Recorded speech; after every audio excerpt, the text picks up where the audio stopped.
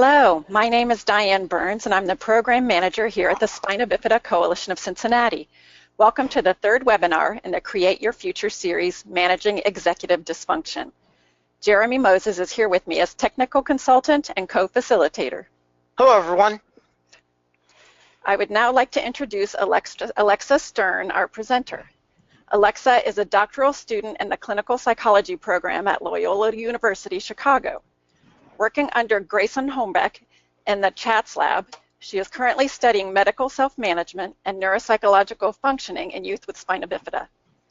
In addition to her research, she has assisted in program development for a camp intervention designed to help youth and adults with spina bifida achieve a greater independence. Her future directions include designing interventions to promote resilience among families of youth coping with chronic illness. Alexa? Good evening, everyone, and thank you so much, Diane, for the introduction. It's wonderful to be here tonight. As Diane mentioned, my name is Alexa Stern, and welcome to tonight's webinar on managing executive dysfunction in spina bifida. I'll keep the webcam on briefly while I introduce myself and go over what we'll be talking about in tonight's presentation, and then I'll hop off for the actual presentation portion of tonight, and then I'll come back online again for the question and answer portion of tonight. So, like Diane mentioned, I am a graduate student in the Clinical Psychology PhD program here at Loyola University Chicago. I have experience working with children, teens, and adults with spina bifida through both research studies and a camp program. Additionally, I assist with Dr. Holmbeck's longitudinal research study, which is called the CHAT study, which looks at the development of teens and young adults with spina bifida over the course of their lives. Now I'll go over what we'll be discussing in tonight's presentation. So first, we're going to talk about what executive functioning is and how it develops across the life course. Then we'll be talking about some factors that impact your executive functioning skills. We'll also talk about what it looks like when there's executive dysfunctioning. We'll also discuss some of the impact that executive dysfunction can have specifically on individuals with spina bifida. Finally, I'll provide some intervention techniques and strategies to help you or your child be as successful as they can be. So now I'm going to go ahead and turn off the webcam, and then I'll come back on afterwards. Alrighty, so before we get started, I'd like to just get a sense of everyone's understanding of executive functioning. So we'll take a quick poll on what you think those skills are. What do you think executive functioning means? So I'll ask you to select one of the following. Is it A, how quickly we process information, B, a type of visual motor skill, C, higher order skills that help us accomplish goals, or D, math reasoning abilities? Okay, so we have launched that poll. Please select the appropriate response and click submit. We'll give you a few more seconds to participate. Looks like already got 71% of the vote in.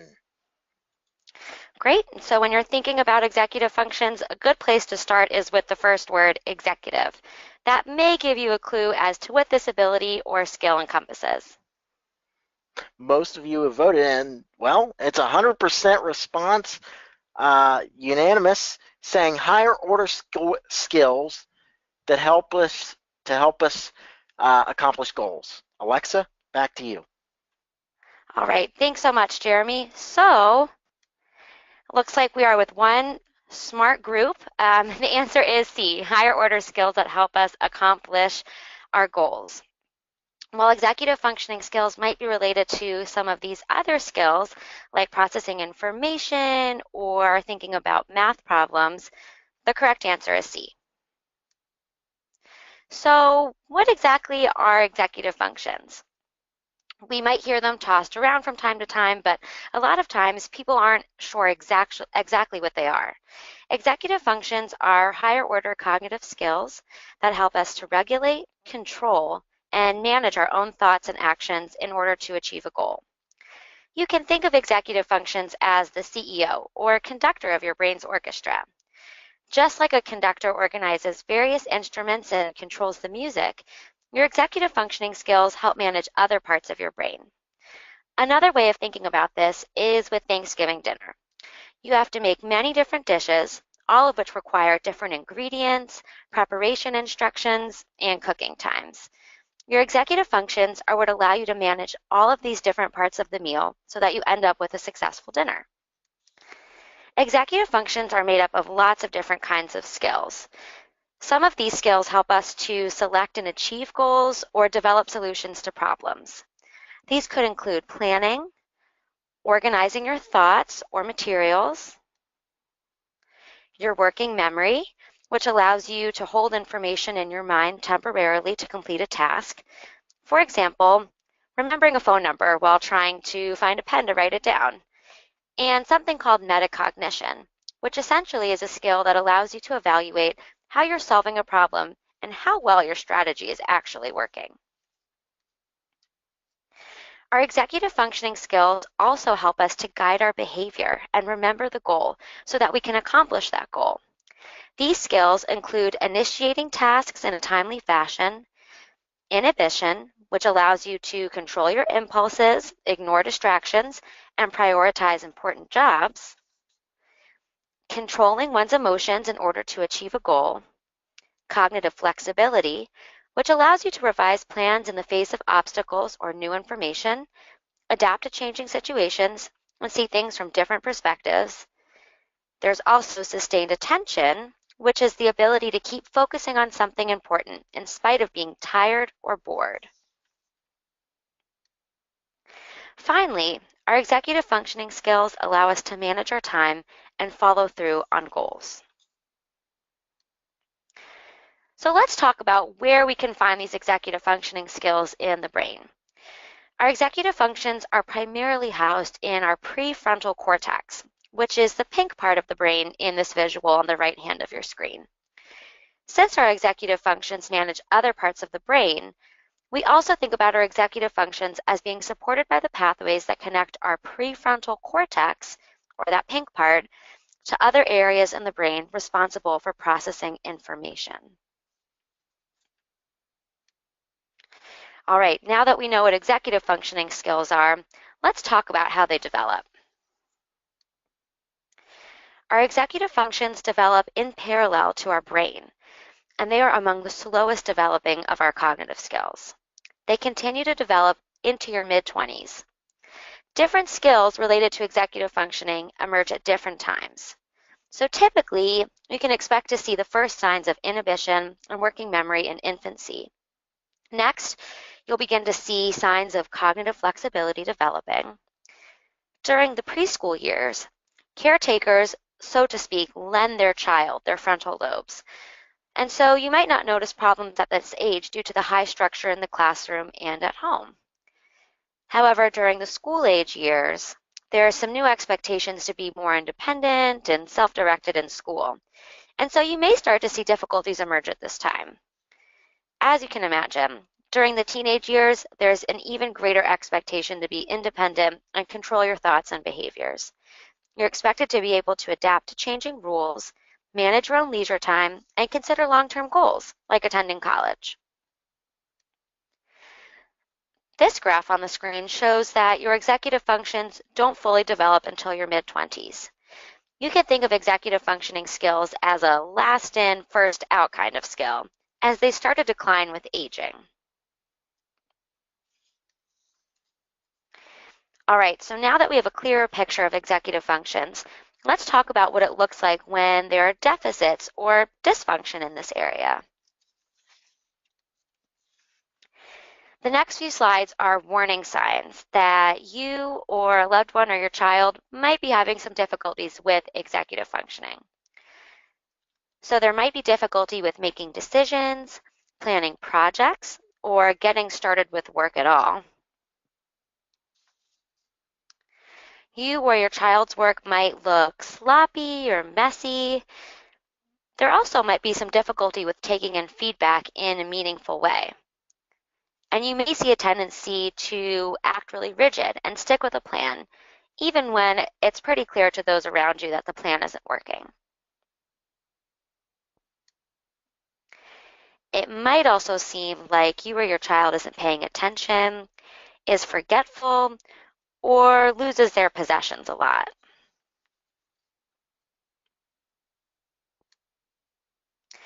Finally, you might also have some issues with switching between different tasks, being able to explain yourself in a clear way, or completing complicated tasks like homework.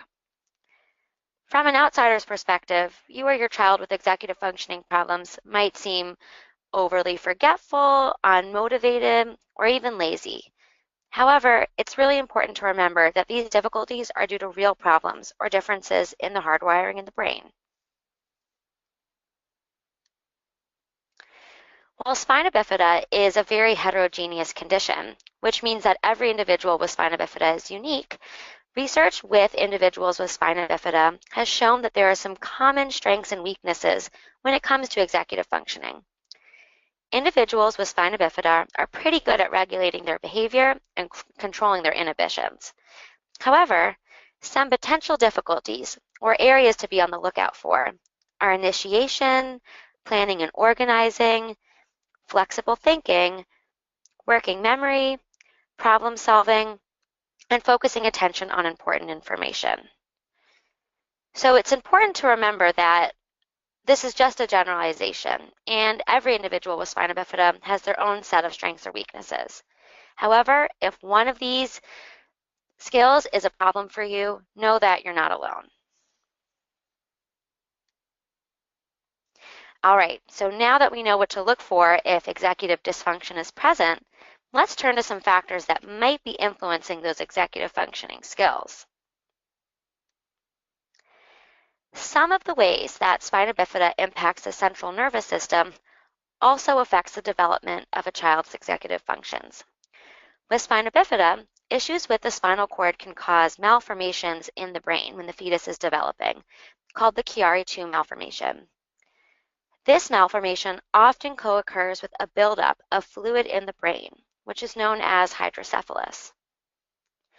Together, the Chiari malformation and the extra pressure put on the brain from hydrocephalus can change the hardwiring in a baby's brain, which essentially changes the way their brain and their executive functions develop.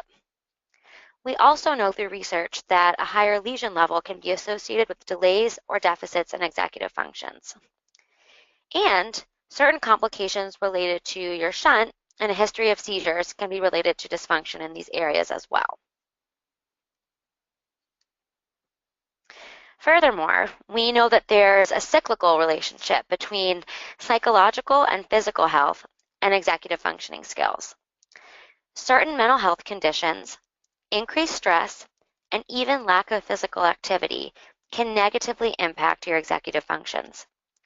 On the flip side, weaker executive functioning can also lead to issues with low confidence or self-esteem at school, as well as make you more susceptible to developing mood disorders.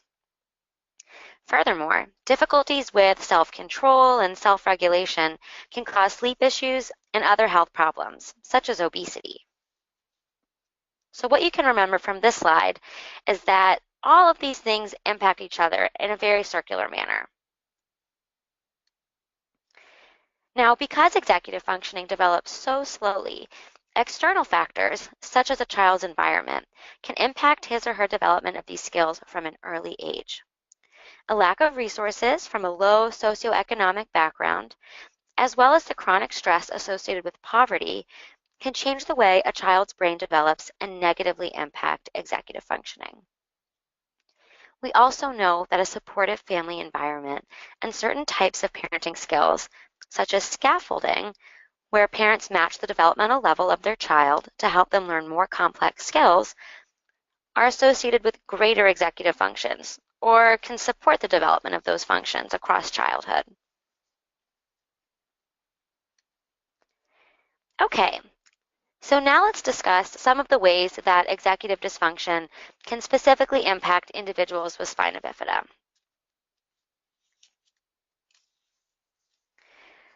When we know exactly what executive functioning is, it makes sense how these skills can affect you or your child's performance in school. In school, we're called on all day, every day, to self-regulate and direct our behavior. Common examples of how executive functions can impact the classroom include losing or forgetting homework and starting week-long assignments the night before they're due. Interestingly, a lot of disorders that are known to affect how a child learns in the classroom have executive dysfunction underlying or co-occurring with these problems. For example, many clinicians now think of attention deficit and hyperactivity disorder, or ADHD, as a disorder of executive functioning.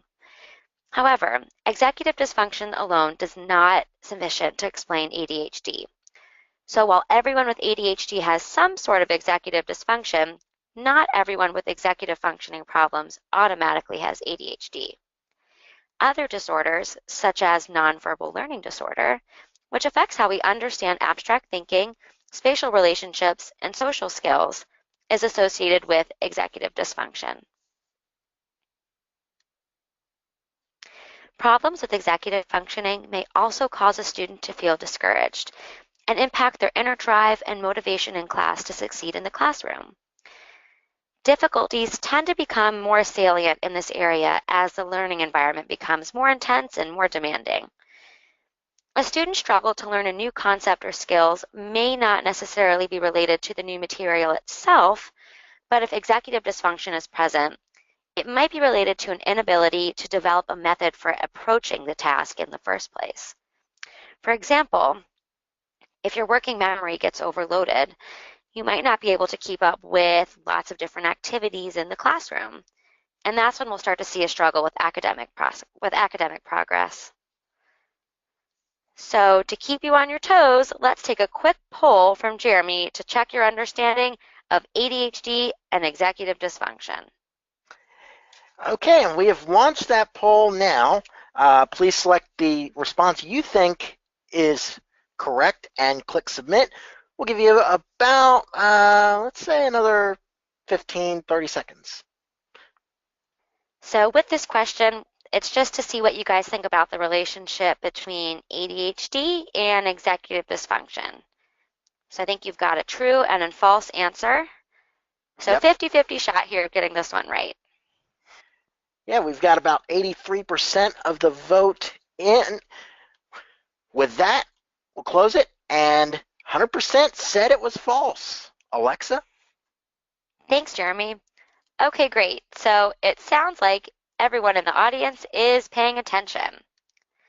And the answer is false. So you're all right. It's very important to remember that these two problems are not the exact same, because as clinicians, we treat these disorders in slightly different ways. As a higher proportion of children and teens with spina bifida are at risk for having ADHD or some sort of executive dysfunction, if you feel like there's an issue with attention or executive functioning, you'll want to talk to your doctor about having these skills professionally evaluated. So now we're going to move on to how executive functions can impact you or your child's ability to effectively self-manage your spina bifida. So as a lot of us know, keeping someone with spina bifida healthy involves completing a healthcare regimen that can encompass several different complex tasks, each made up of their own multiple steps. Some of these tasks are on the slide in front of you and include bowel and bladder management, conducting skin checks for pressure sores, and managing medications and all of one's different doctor's appointments. Our executive functions allow us to be able to complete these activities on a schedule across a variety of situations. So to keep you on your toes, we have another poll on which of these skills you think are used to manage one's spina bifida healthcare. So do you think it's task initiation, problem solving, cognitive flexibility, or a combination of all of the above? Yeah, and with that, we've launched that poll. This is the third poll. So select the response you think is correct. Oh wow, we've got everybody's vote in already. So we'll go ahead and close it, and everybody says it's all of the above. Alexa. Well, I can't fool you guys. The correct answer is all of the above. So that was kind of a trick question. Managing a chronic health condition takes a lot of work, and I'm sure that you all know that. So all of the components that go into managing your healthcare involve all of your executive functions. I thought we could take one common issue in individuals with spina bifida, which is having to go to the bathroom, as an example to see just how we use these executive functions in this situation. So first off, you have to initiate the act of getting up and going to the bathroom to start the catheterization process, even if you're busy doing something else, and in the absence of natural cues, right? Like a full bladder. You have to plan ahead for a schedule to cath and empty your bladder several times throughout the day. You have to keep your cathing supplies organized with you, and you have to remember all of the steps involved in catheterization. Not only do you have to remember to do these steps, but you have to remember to cath at certain times throughout the day, and that's where your working memory comes in. You also have to inhibit impulses to do something that might be more tempting or fun, such as going to the movies with friends. And if you go somewhere new, like on a field trip or a vacation, you may have to problem solve ways to fit cathing into your schedule. And if you're in the middle of something important, such as writing a paper, you'll have to stop, turn your attention away from your paper to cath, and then be able to jump back into homework mode once you've finished. So this is just one way that executive functions can impact one skill that we use to manage spina bifida. I'll leave it up to you guys to use your imagination to think of how you use your executive functioning skills to manage all of those other parts of your healthcare regimen. We also know through research that executive functions are crucial to developing good social skills. While we might think of social interactions as fairly simple, the many cognitive processes that go into a successful social interaction are not unlike a multi-step math problem. It involves being able to shift your attention internally and externally to pick up on subtle inferences and social cues.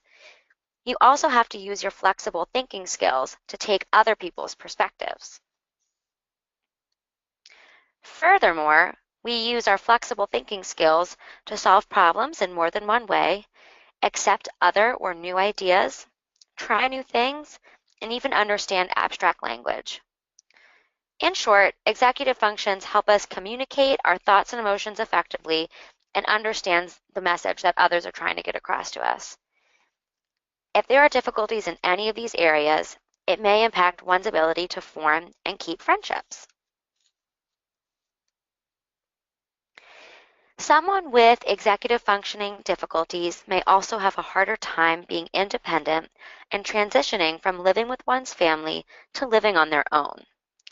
Difficulties with goal-oriented behavior, long-term thinking, and planning may make achieving certain milestones, such as getting one's license or going to college, more of a struggle. Also, difficulties with managing transitional periods or times of change may make it trickier for you or your child to navigate all of the changes associated with transitioning to adulthood, such as living on one's own, leaving your pediatrician and finding adult health care, or holding a steady job. The next few slides will focus on executive functioning and employment, because we know that unemployment and underemployment are something that many people with spina bifida struggle with. A recent study in Australia found that employment rates in adults with spina bifida were between 19 and 38%, even though those with any disability had an employment rate of about 50%. So why the gap? The researchers involved in the study believe that deficits in executive functioning may actually explain this gap in employment. So let's look more into that. Executive functioning problems may cause some potential weak spots that could impact your performance at work. These may include difficulties with time management, difficulties with adapting to changing responsibilities or schedules at work, as well as paying attention to detail and being diligent with your workload.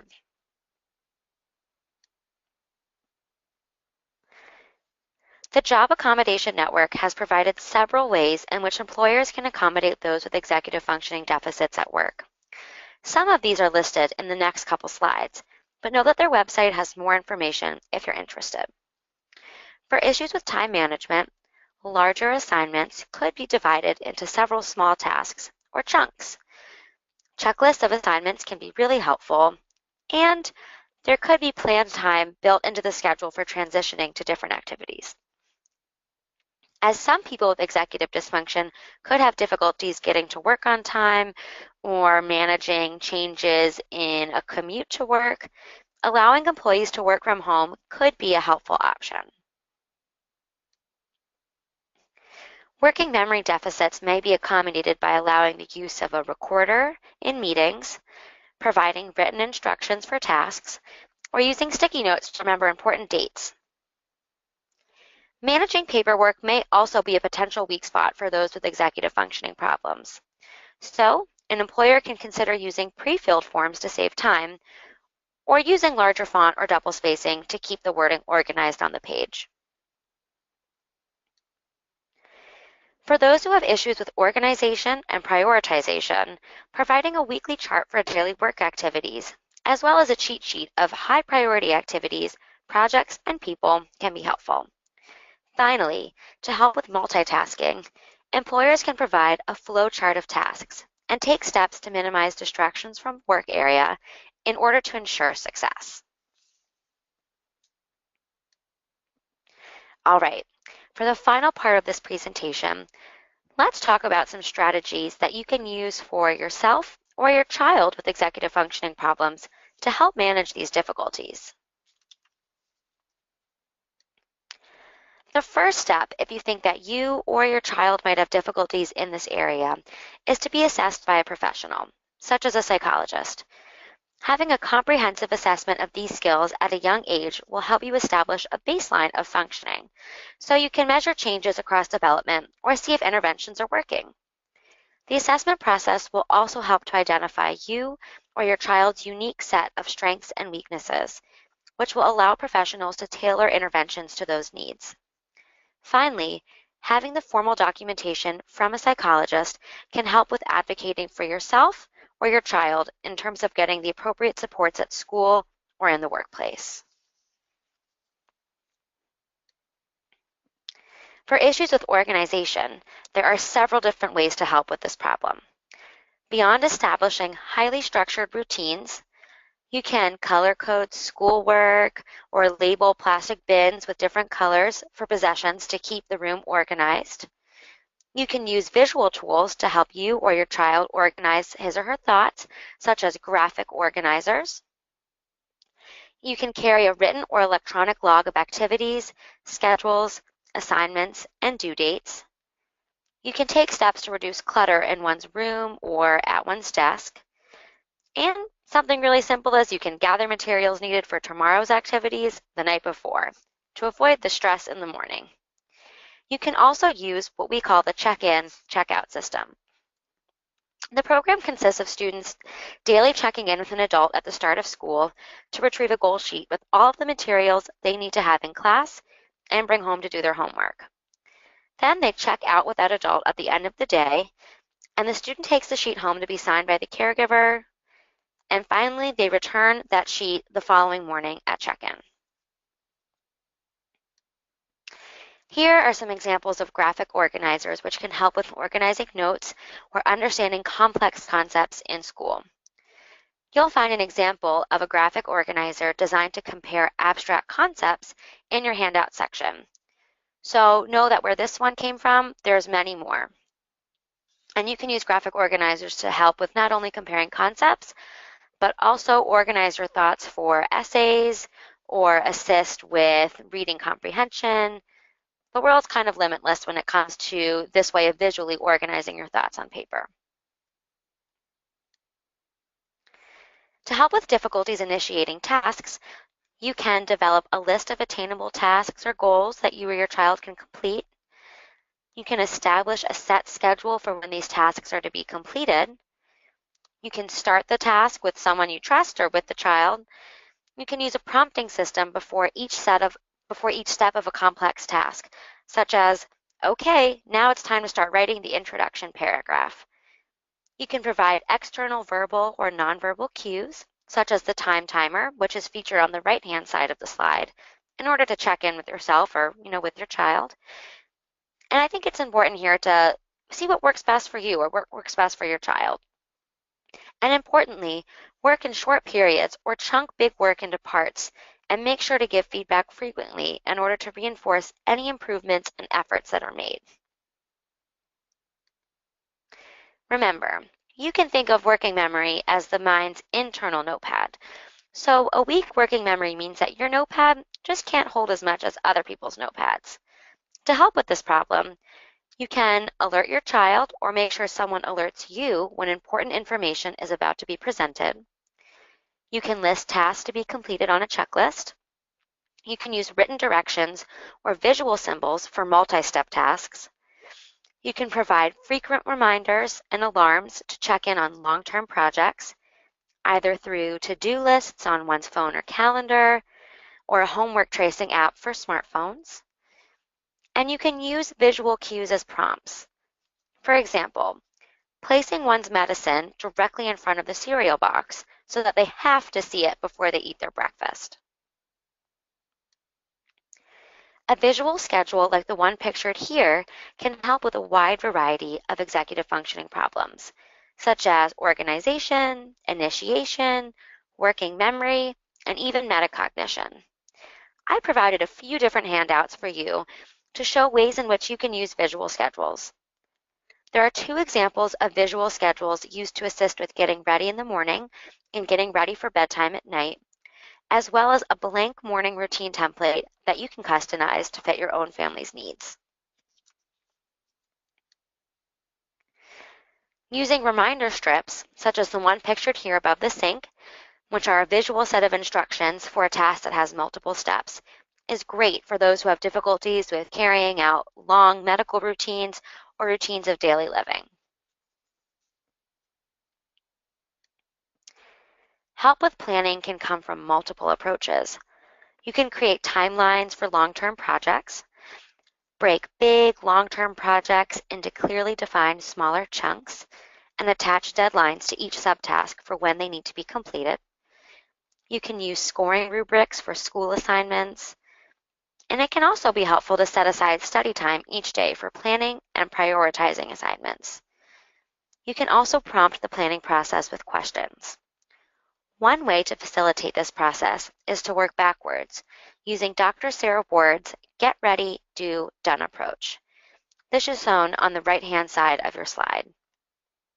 First, you'll start over at the red with the Done section. Here you can think about what will my assignment look like when it's done. You'll encourage yourself or your child to visualize the completed task. Then you move to the left to the green section or the Do section. And after determining what the project will look like when it's done, you can figure out what you have to do to complete it. So what are the steps? How much time will it take? What can I do if I get stuck in the process? Then you move on to the yellow and you think about getting ready. So here's where you can think about what materials you need. Here's where you would listen to or read the directions. And here's where you can use your smarts, or your strategies, materials, resources, and technologies. Once you've done those first 3 steps, you'll move forward from yellow to red to execute the task. This is where you'll get ready, and you'll actually gather the materials, do the task, where you can create time markers or checkpoints for yourself. And finally, once you've completed the task and it's done, then you can stop and review exactly how you think it went. For help with planning, I would also encourage you to check out the first webinar in the series called Charting the Life Course. There are a lot of resources provided in that webinar to help individuals with disabilities plan for long-term life goals. A lot of individuals with executive dysfunction also have trouble solving problems and making decisions. You can help by breaking down the problem-solving process and working together to map out different solutions.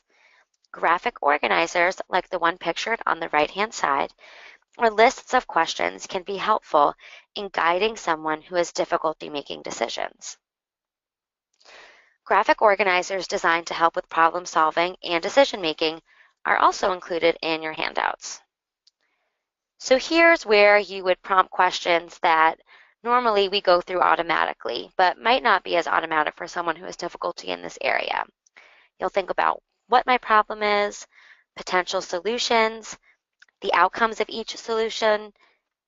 You'll identify the best option, and then you'll move forward to thinking about your plan, potential barriers to executing that plan, ways to get around those barriers, and finally, you'll have prompts to think about if you're following your plan and how did you do once it's all over. The STOP strategy is just one option developed by the Special Education Program at James Madison University, designed to help improve one's ability to sustain effort and study over a long period of time, even when the material is boring or a little monotonous. So first, you can use your watch or a kitchen timer and set it for a certain period of time that you plan to study. Then you'll see if you're off task. When you notice that your mind has started to drift, tell yourself that you're not studying and that you have to go back to studying. Draw a circle on a piece of scratch paper, and every time you become aware that you're daydreaming, or your attention's drifting, mark inside the circle. After you make a mark in a circle, take a few seconds to organize your thoughts. Shut your eyes and tell yourself to get back to studying. Once you've organized your thoughts, you can begin to study again. After the session is over, count the number of marks you've made in the circle. Your goal ultimately is to decrease the number of marks that you make in the circle the next time you study. Finally, taking frequent breaks can also be helpful for issues with sustained effort or attention. To help with difficulties with inhibition, you can teach response delay strategies, such as the stop and think before you act or speak out loud. You can cue your child or yourself, or use external cues to control impulses, such as remember what we worked on. You can practice inhibitory control skills as a game, like with Simon Says. And you can increase the structure in one's environment. As always, using behavioral strategies such as rewarding efforts to inhibit wanted behaviors works well. For difficulties with cognitive flexibility, you can use visual scales, which demonstrate how there are various levels of a behavior, such as voice volume, or a concept, such as anxiety. And these scales can help someone realize that there might be shades of gray to seemingly black and white issues. You can also encourage gameplay that requires flexible thinking. Superflex, pictured on the right-hand side of your slide, is a comic book that addresses executive functions and social thinking skills through bad guys, known as the unthinkables, and your superhero. You can use various coping strategies to help with rigid thinking patterns, such as negative thought reframing. And I'd also encourage you to practice big transitions, such as going from middle school to high school or leaving for college. And I'd encourage you to prepare for those transitions gradually so that you don't feel overwhelmed in a new setting. To help with difficulties controlling emotions, you can use some of the similar coping strategies to help with those who are inflexible thinkers. These can include relaxation strategies such as deep breathing, as well as preemptively making coping cards that contain strategies that regulate emotions like sadness, anger, or anxiety. This takes the pressure off of the individual to think of coping strategies on the spot when emotions might be running high. You can adapt the environment to meet the needs of someone with executive functioning problems. A great example of this is through creating purposeful zones, such as areas dedicated to completing homework or studying. This specific environment prompts the person that it's time to start work and time to get work done. Preferential classroom seating can help by placing a child away from competing distractions. If you recall, this applies to the workforce setting for adults as well. You can also change the task at hand to make it more manageable for those with executive functioning problems. And you can do this by either shortening the task, creating more explicit steps to complete tasks, and using close-ended questions to replace open-ended ones. the Child Mind Institute provides a great resource on success kits, or materials that you can have on hand to help ensure the success of someone with executive functioning difficulties. Beyond using organizational tools such as binders or calendars for assignments and classes, social and extracurricular activities, and even medical care, it might be helpful to have 2 sets of commonly used materials to keep at home and at school or work for those who might have issues with forgetting important things. So when it comes to difficulties with losing or forgetting things, I like to say bigger is better. Use a big keychain to help with losing keys. Have a big wallet or a wallet that snaps or zips shut to keep from important items falling out of the wallet. And additionally, you can use tools like white noise machines or earplugs to help minimize distractions when completing work. Here are just some of the smartphone apps out there that can be helpful to those struggling with executive functioning. iStudies won the award for Best Young Adults and Best Parenting App for the iPad in 2010, and it's good to know that this app is still around and is still being used by lots of people. 360 Thinking Time is a time management app designed by the same professional who developed the Get Ready, Do, Done strategy. Do is an app which provides reminders for tasks, projects, and assignments. Evernote is the app featured in the picture on the slide on the right-hand side, helps people to organize their notes, and even allows you to incorporate to-do lists and recorded voice reminders. Ideament allows you to create concept maps and flowcharts for taking notes in meetings or class in a more visual way, and then allows you to create them to a text outline later. Finally, Dragon Dictation is a voice recognition app that translates your words into text. These are just some activities that have been shown through research to improve executive functions, specifically in children. I was at least surprised to find out that activities such as aerobic exercise, martial arts, mindfulness, and even yoga can help support the development of executive functioning skills. CogMed is a computer program developed by Pearson Education that's designed to improve working memory. Benefits were shown to remain not only in the moment when they completed the computer game, but also 6 months later in working memory skills. As one final example, here's an intervention that's designed specifically for children, teens, and adults with spina bifida. Camp Independence is outside Chicago and was developed by a collaboration of physicians at Lurie Children's Hospital and Dr. Holmbeck's clinical psychology team here at Loyola. The intervention at hand is a 4-day workshop that campers can attend daily with activities designed to help campers achieve developmentally and cognitively appropriate levels of independence. While we don't target executive functions by themselves, in this setting, we're helping the campers to work on social skills and managing their medical care independently, which, as we know by now, are supported by your executive functions. I've assisted with this program, and it's a great opportunity to see real progress in campers and individuals with spina bifida. If you or your child is interested in attending Camp Independence, I definitely encourage you to reach out to Diane, and she can put you in touch with myself or the camp directors. Now for some brief concluding remarks. While executive dysfunction might sound overwhelming, I want to leave you with a take-home message that the future is bright for individuals with executive functioning problems. First off, just because a skill is brain-based doesn't mean that it's unchangeable. We also know that research and therefore awareness in this area is growing. Teachers are starting to gain more and more awareness of what executive functioning is and what deficits in those skills look like. And we know that supportive families and coaching can make a real difference. Finally, as I'm sure you all know, individuals with spina bifida are incredibly resilient and find creative ways to accommodate their different strengths and weaknesses. Finally, I'll leave you with some take-home and some recommendations.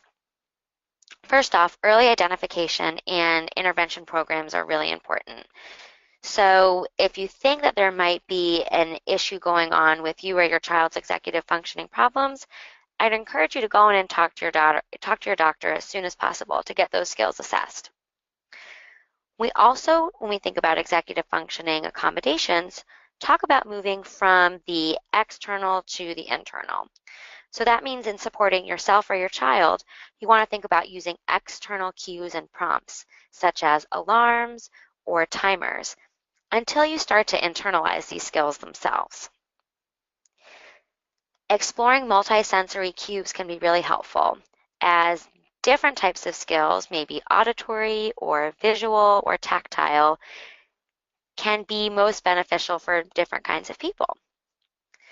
Also, using behavioral strategies such as incentives and rewards can be incredibly effective.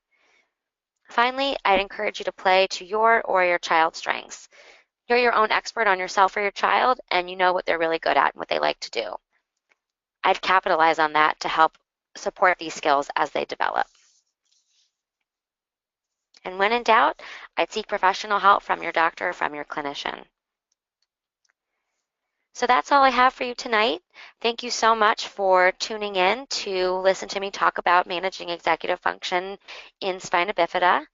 And without further ado, I would love to hop back online and take any questions that you may have. Thank you for sharing this important information, Alexa. We have collected several questions during this evening's presentation.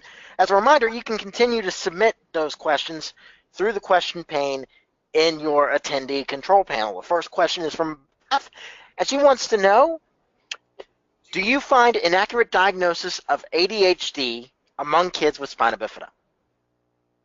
That's a great question. So I think that because we're just starting to really gain a greater awareness of executive functioning skills and how these are different from maybe attention deficit problems, it might be easy at first glance for someone like a teacher to mistake one for the other. What we do know about ADHD in individuals with spina bifida is that it doesn't look quite the same as ADHD in a typical profile. In fact, we know that individuals with spina bifida aren't very hyperactive, and so we tend to see more of that inattentive type, and that's something that makes it tricky to distinguish from executive functioning problems. All right, very good. Beth also wants to know, can you please explain the term scaffolding as a parenting style and how it helps a child learn executive functioning? Thanks, Beth, for that question. So real briefly, scaffolding is a type of learning technique where you meet the developmental needs of your child. And so while keeping that in mind, you are also promoting skills that might be just outside of their current ability level. So you're not picking skills that are way too tough to be discouraging, but you're also not picking skills that might be sort of below the threshold of what they can complete. And so a great example would be with math. With simple addition, maybe if you feel like they have a handle on that, trying to work with them outside of that zone of ability to more complex math problems so that they feel a sense of mastery with your help. And then the deal with scaffolding is that eventually you start to take away your supports so that your child can master those skills on their own. So when it comes to executive functioning skills, specifically, I think that we can use scaffolding to promote things like related to abstract thinking or being able to use self-motivation to do different types of skills. So if you have something specific in mind, I'd love to take your question, afterwards via email. Thanks. Does training a person to use the organizers help them move beyond those, or will they rely on them all the time? That's also a great question. So I think this really is just up to individual preference. Some people really like the graphic organizers because they might have a hard time taking notes and organizing their thoughts quickly on paper. So I know that graphic organizers can take some time to get used to, but once people start using them, they tend to really like them. That being said, I don't think it's impossible to wean yourself off of those and, go back to using just a regular, uh, ruler lined paper if you wish to do so. Okay, what is the relationship between nonverbal learning and executive dysfunction in spina bifida? Sure. So I know I briefly talked about what nonverbal learning disorder is, but just to refresh everyone's memory, it encompasses a lot of different skills related to learning. And the main ones being abstract thinking, being able to conceptualize kind of complex concepts, using social skills, and also using different types of visual motor skills. We tend to see that individuals with spina bifida have more of a high risk at developing nonverbal learning disorder as well as executive functioning problems than your typically developing individual. And so the relationship between these two different types of issues is that while they are related, right, we use our executive functioning skills to support ourselves in thinking about things abstractly or using complex social skills. They're not quite one and the same, right? So you can have nonverbal learning disorder, but that doesn't necessarily mean that you're also going to have problems with initiation and working memory, etc. Okay, can schools effectively evaluate executive dysfunction, or is a neuropsychological evaluation actually necessary? Mm-hmm. So, brief kind of touch on that. Neuropsychological assessment is going to be your most comprehensive way of assessing not only executive functioning skills, but also a wide range of other cognitive skills that might be impacting an individual's learning or performance in the classroom. That being said, they are very expensive and they can cost upwards of, thousands of dollars. So technically, school psychologists, in the school should be able to evaluate these different types of higher order attention skills and executive functioning skills. That being said, it really depends on your school's administration and the capabilities of your school's district. So not all school psychologists have the time or resources to evaluate these complex skills. Okay, we've got a few more here. How often should my child be evaluated for executive function challenges? Sure. So typically, we encourage neuropsychological assessments of executive functioning and all cognitive skills not to be assessed for at least 1 year after the first assessment, and that's because due to practice effects, it could impact the way that you perform on those tests. That being said, typically we'd recommend, every 2 years to come in and be reassessed, but it can be upwards of 3 to 4 years as well. That just depends on you and your doctor. Okay. Are delayed reward tactics successful in encouraging the behavior we want in executive dysfunction? Sure. So when we've been talking about executive functioning skills, I think something that's important is that being able to prioritize more important long-term goals over those short-term goals might be sort of a challenge. And so while again you'd want to talk to your psychologist or your clinician or a professional that you trust, I think it'd be most helpful for those with problems with executive functioning to use immediate rewards and immediate incentives. Okay. Finally, the last question we have. Uh, the apps you showed were intriguing, but can they be applied for adults as well? Sure. So all of those apps that I listed can be used across a wide variety of age ranges. I know Evernote has been around forever. That's a really popular app. That being said, the caveat with technology is that it is always changing. And so there might be a new app that comes out, in the next year or even the next month that makes one of those other apps obsolete. So I'd encourage you, if you're interested in using smartphone technology to support your executive functioning skills, to routinely talk to, professionals or others in spina bifida support groups that you trust, or peruse the internet on websites that you trust, that are trustworthy, to see what the newest, latest, and greatest apps are in this area. All right, I think that's it. So Diane, we'll send it over to you. Thank you, Alexa. I really appreciate that we're discussing something that is not always brought up in a clinic visit or other opportunities to talk with your doctor, because it is more abstract. And I loved all of the concrete strategies that you were able to provide for our attendees. If you have any further questions, please email me at dburns@sbccincy.org. If you did not get a chance to peruse or download the handouts that Alexa discussed, they are provided on the side pane there, and you should be able to download those now, or we will have them on our website at sbccincy.org after about a week, along with a recording from today's presentation. On behalf of the Spina Bifida Coalition of Cincinnati, Loyola University Chicago, our presenters, and the Hatton Foundation, we thank you for joining us. Now go create your future.